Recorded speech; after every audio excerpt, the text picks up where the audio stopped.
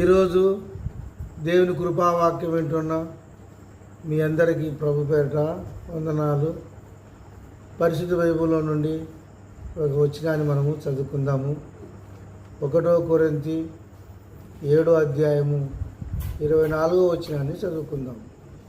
సహోదరులారా, ప్రతి మనుష్యుడును ఏ స్థితిలో పిలువబడునో ఆ స్థితిలోనే దేవునితో సహవాసము కలిగి ఉండవలను.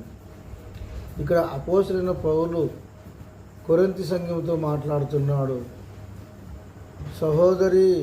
సహోదరులారా, మీరు ఏ స్థితిలో, ప్రతి మనుషుడును ఏ స్థితిలో పిలువబడుతురో ఆ స్థితిలోనే దేవునితో సహవాసము కలిగి ఉండవలను. సహోదరులారా, సహోదరి, ఏ స్థితిలో దేవుడు మిమ్మల్ని పిలిచాడు, ఏ పరిస్థితిలో మిమ్మల్ని పిలిచాడు, ఏ ఇబ్బందులో నుండి మిమ్మల్ని పిలిచాడు, ఏ సువార్త ద్వారా నువ్వు రక్షణ పొందావు, దేని విషయంలో నువ్వు దేవుని నమ్ముకున్నావు, ఎందుకు నువ్వు దేవుని దగ్గరికి వచ్చావు, దేవుని దగ్గరికి వచ్చిన సహోదరి, సహోదరుడా, ఆ స్థితిలోనే పిలువబడి ఉన్నావు. ఆ స్థితిలోనే దేవునితో సహవాసం కలిగి ఉండవలను. ఎవరితో సహవాసం కలిగి ఉండాలా? దేవునితో సహవాసము కలిగి ఉండాలా. కొన్నాళ్ళు దేవునితో సహవాసము కలిగి ఉంటావు, ఆ తర్వాత దేవునితో సహవాసం వదిలిపెడతావు, సంఘ సహవాసాన్ని వదిలిపెట్టేస్తావు,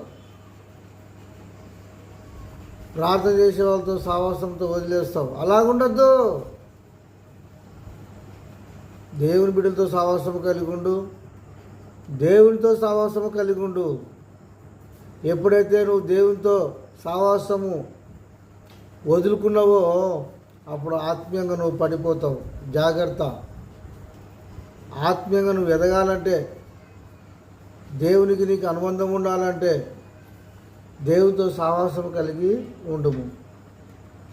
ప్రార్థన చేసే విషయంలో, బైబిల్ చదివే విషయంలో, దేవుని సన్నిధికి వచ్చే విషయంలో నువ్వు ఏమి కలిగి ఉండాలంటే సహవాసము కలిగి ఉండవలను. సహవాసము కలిగి ఉన్నట్టయితే నీకు దేవునికి అనుబంధం కలిగి ఉంటుంది. అప్పుడు నువ్వు ఏది ప్రార్థన చేసినా దేవుడు అంగీకరిస్తాడు. ఎప్పుడు దేవుని రాకట వచ్చినా నువ్వు దేవునితో ఎత్తబడతావు. ఈ మాటలు దేవుడు దీవించును గాక. ఆమేన్.